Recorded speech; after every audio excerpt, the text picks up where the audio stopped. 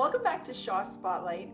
During the COVID-19 pandemic, it is very important that everyone stay as healthy as possible. And I'm here with Tim from Tim's Whole Health. Tim, what are some things that people can do to keep themselves healthy? Well, outside of the obvious, according to the health unit and public directive at the moment, social distancing or physical distancing, hand washing, all of that stuff. Exercise is important. It's beautiful outside. Get outside and move. We're supposed to be eating 9 to 11 servings of fruits and vegetables a day, and it's hard. We don't go to the grocery store often, so try to increase consumption of healthy foods. I know it's easy to sit home and eat the chips in the evening, but we should be eating as healthy as possible. Definitely figuring out if you have any deficiencies. If you're not eating healthy, we should supplement where deficiencies exist. Um, Try stress reduction. We're seeing a huge incidence of mental health issues, sleep, anxiety, lots of different problems people are having during this time. So we need to address those. That's part of health. Can you explain a little bit about what the different supplements can do? Like what can vitamin C do for you if you're taking vitamin C? At the moment, we need to be a little careful on what we say, even though Health Canada had previously allowed us to make claim on product. Because it is a pandemic or a state of emergency has been issued, we have to be very cautious on the statements that we are saying. However, vitamin C is and always will be involved in immune function. It definitely, a deficiency would lead to an impaired immune function. So we are allowed to say that. We cannot make claims for colds or flus or COVID or anything at the moment. Health Canada has restricted us and told us to behave. Not that we don't always Well, because I know there are things like I know I take vitamin C, vitamin D. You can get vitamin D by just going outside and getting going for a walk though. So that's a healthy thing you can do as well. definitely now, this time of year for sure, we can definitely get out and enjoy some of that sunshine. And on the weekend, I hope most people are getting out and doing that. Um, Typically, most North Americans are deficient in vitamin D. So we do recommend supplementation, especially if you're working inside and you're not getting as much sun exposure, or covering up with sunscreen does impair synthesis of vitamin D as well. But your doctor can check your levels if you're concerned that you may be deficient. Your doctor is absolutely able to check your vitamin D level. What about zinc? You hear a lot of stuff about zinc and that it can help you with staying healthy. What does zinc do for you?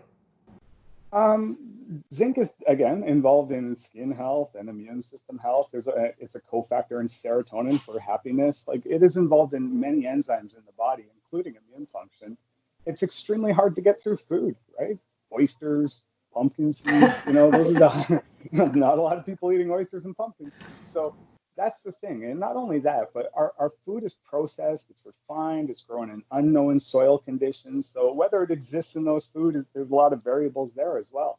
There were some initial studies using a zinc lozenge that previously had shown it could interrupt viral replication in the throat. But again, it's not been studied for COVID, but zinc is an important nutrient that's often lacking in people's diet. Now, you mentioned anxiety and that a lot of people are very anxious this time, and that usually affects your sleep. Is there anything people can take naturally that can help them sleep? Absolutely. Yeah, there are approved natural health products to both help sleep and sleep regulation, not just the melatonin component or the hormonal regulation of sleep, but also herbs and nutraceuticals that are used to calm people and to relax. Because when we're in an excited state, we are not likely to go to sleep regardless of the amount of melatonin we secrete. So there definitely are things. There are herbals that help regulate the excretion of epinephrine and adrenaline and cortisol from our adrenal glands because we're in that constant fight or flight from, just from all of the stress we're under. So there definitely is. The other components, obviously, again, I hate to be repetitive, but diet, stress reduction, yoga, breathing, fresh air, connecting with the people we love.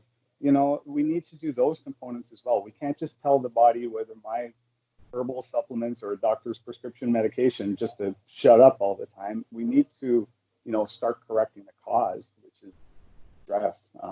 So yes, we can assist, but we don't have all of the answers. Is there anything else that people are missing supplement wise that they should consider looking into or doing some research on that most people just are lacking? The big ones at my store are vitamin D is huge, right? As we said, we live in a part of Canada where we don't get much, even during summer months. Uh, Multivitamins aren't a bad idea, right? I name to people, I start rattling off vitamins like selenium, vanadium, chromium, vitamin B6, like, right? And most people don't have a clue where any of it comes from. So taking a multivitamin is like insurance to ensure you're getting at least your recommended daily intake. Omega 3s are huge. You know, we're supposed to eat fatty fish, and again, most of us are not. These are not optional. This is how the body works. It needs these ingredients to make everything that it makes. So we need to look at those. During this time, kind of one of the biggest things I'm concerned about personally is probiotics. You know, we're so focused right now on eliminating pathogens, and I understand that. You know, using soaps with antibacterial agents, using Lysol wipes and disinfectants, using hand sanitizers, but not all germs are bad, right? We Mm-hmm. are, you know, we're killing off a lot of our good flora and we're putting a lot of antibacterial product into our waterways that I don't think we'll see the consequence of that for decades to come, perhaps, because the amount we are flushing down our drains and washing is disrupting the microbiome of the earth.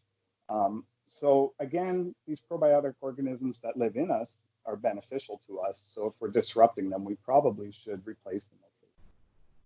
Now, Tim, if people have any questions, is there somewhere they can look online to find more information about these supplements that we've talked about, or is it just a good practice to just Google it and read what comes up? Yeah, Dr. Google can be scary at times. I know. Definitely, it's a very biased industry. People are selling product, and who do we believe? And that's kind of, you know, even in my line of work, I spent hours, countless hours, trying to decipher, you know, not only the people who are pro and making all these claims, but also the people who are saying negative things about nutritional supplements to see if there's any validity. So I'm trying to always find the good resources. It's definitely advisable to talk to all your healthcare practitioners. It's a circle of care, whether it's a pharmacist, a doctor, myself, a naturopathic doctor, and try to make an informed decision based on all of the information file rather than just a single source. Okay, well, thanks, Tim. You've given us some very good information, and hopefully we can help people stay healthy during this pandemic and during this time, and hopefully it will be over soon. Thank you, Jen, and thank you for bringing this to light.